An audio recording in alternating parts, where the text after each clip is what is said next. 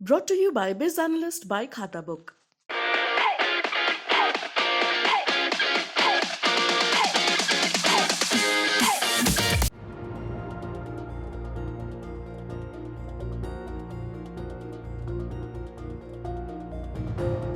पाकिस्तान, मालदीव, श्रीलंका, नेपाल और अब बांग्लादेश में भी हालात खराब हो रहे हैं। ऐसे में भारत के लिए ये चुनौतीपूर्ण हो जाता है कि वो अपने सभी पड़ोसी देशों की आर्थिक मदद कैसे करे और कैसे उन्हें इस संकट से बाहर निकाले। तेजी से बढ़ रही महंगाई की बांग्लादेश के मध्यम वर्ग पर कड़ी मार पड़ रही है। इस तबके की मुश्किल ये है कि ये आमतौर पर सरकार की सामाजिक सुरक्षा योजनाओं का लाभ नहीं ले पाता। ऐसे में जरूरी चीजों और सेवाओं के दाम बढ़ने से उसका बजट बुरी तरह से गड़बड़ा गया है। बांग्लादेश में बीते जनवरी में मुद्रास्फीति 5.6% पर थी। फरवरी में ये 6.17% हो गई। मार्च के आंकड़े अभी उपलब्ध नहीं है, लेकिन रोजमर्रा के तजुर्बे के आधार पर विशेषज्ञ मान चुके हैं कि पहले के मुकाबले और महंगाई बढ़ गई है। महंगाई बढ़ने के कारण हर व्यक्ति की परचेजिंग पावर घटी है। विशेषज्ञों ने भी मध्यम वर्ग की बिगड़ती हालत पर चिंता जताई है। उन्हें सुझाव दिया गया है कि इस तबके के लोगों को भी सामाजिक सुरक्षा की योजनाओं में शामिल किया जाए, वरना बहुत से मध्यम परिवार के लोग गरीबी रेखा के नीचे चले जाएंगे और इससे सरकार पर एक बड़ा संकट आएगा। ढाका यूनिवर्सिटी में अर्थशास्त्र के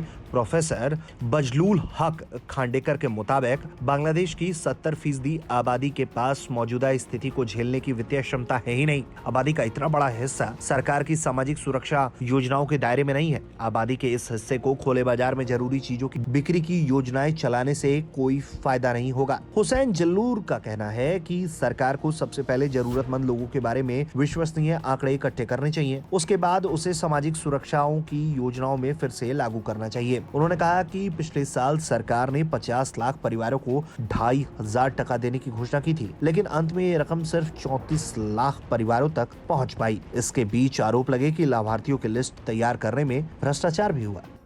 विशेषज्ञों का कहना है कि आज मध्यम वर्ग की आय का ज्यादा हिस्सा खाने पीने की चीज खरीदने में खर्च हो जा रहा है, इसलिए जरूरत इस बात की है कि इस खर्च को घटाया जाए। विशेषज्ञ कहते हैं कि लोग मछली, मांस या ऐसे महंगे खाद्य खरीदने से बच रहे हैं क्योंकि बिजली या गैस का बिल चुकाना और परिवहन के लिए पैसे बचाना उनकी प्राथमिकता है। अब ऐसे में सवाल सबसे बड़ा यही है कि खराब आर्थिक स्थिति से घिरते देश बांग्लादेश को भारत किस तरह से मदद दे पाएगा।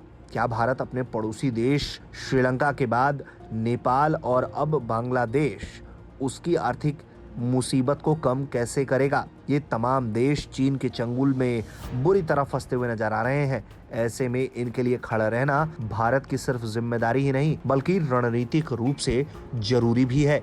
ब्यूरो रिपोर्ट, भारत तक।